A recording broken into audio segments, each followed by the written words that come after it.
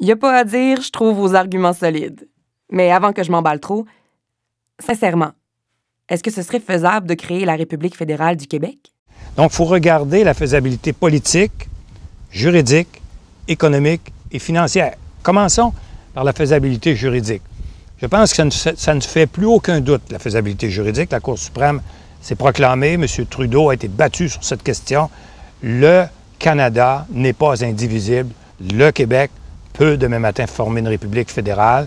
Cette question a été tranchée par la Cour suprême. C'est conforme au droit international, droit à l'autodétermination, et c'est conforme aussi aux principes sous-jacents de la Constitution canadienne, dont le principe de la démocratie, des principes des minorités, etc., pourvu que la question soit claire, pourvu que la réponse soit claire. Sur le plan économique maintenant. Sur le plan économique, tous les premiers ministres qui se sont assis au siège du gouvernement, pas seulement les indépendantistes, mais les fédéralistes, ont dit que le Québec est viable économiquement. Je vous donne comme exemple M. Jean Charest, quand il était à Paris en 2008. Je vous donne comme exemple M. Couillard, pour qui j'ai beaucoup de respect, qui l'a déclaré à la dernière campagne électorale. Il a ajouté, c'est viable économiquement, mais il y aura de la perturbation. Mais c'est économiquement viable si on regarde la faisabilité financière. Quand on parle de la finance, on parle toujours de la dette, puis des déficits budgétaires chaque année. Et au niveau de la dette, on se pourfend à dire qu'on a la dette la plus élevée au monde, per capita. C'est vrai que la dette est élevée, mais elle est très élevée dans tous les pays de la Terre, sauf les pétro-pays. Donc, la dette du Québec, il faut regarder ce que l'on produit. Il faut regarder notre budget. Le budget du Québec, quand on va rapatrier ce qu'il y a à Ottawa, autour de 45 milliards, notre budget va se situer autour de 100 milliards. C'est colossal comme budget.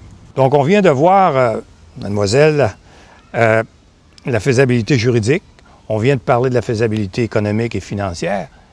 Mais je sais que vous voulez qu'on parle de la faisabilité politique. Tout ça, c'est beau, ce qu'on vient de dire. Mais si la politique ne veut pas, donc, le mot important, c'est la volonté. Est-ce qu'on veut le faire? Pour le faire, il faut qu'il y ait un parti politique qui prenne le projet puis dit « je le mène jusqu'au bout ». Ça, c'est la première condition. Et la deuxième, ça implique la première, c'est la volonté d'aller jusqu'au bout et de l'expliquer à la population. Alors, toutes ces histoires en disant « mais tout à coup, ça ne marche pas », puis écoutez les gens qui nous disent « c'est pas le temps de faire ça, il faut attendre que notre économie aille mieux ». Quand l'économie va bien, mais c'est pas le temps de faire ça parce qu'elle va trop bien, puis on risque qu'elle aille pas bien, trop tôt, trop tard.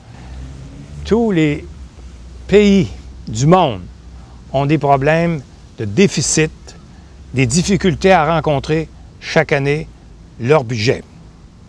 Et si, aujourd'hui, on se demandait combien de pays de la Terre pourraient devenir indépendants à cause de leur dette et à cause de leur déficit budgétaire, si on se fie à ceux qui critiquent les capacités du Québec en disant « vous n'êtes pas prêt à faire l'indépendance, vous avez trop de dettes, trop de déficit », bien, il n'y a aucun pays qui pourra faire son indépendance.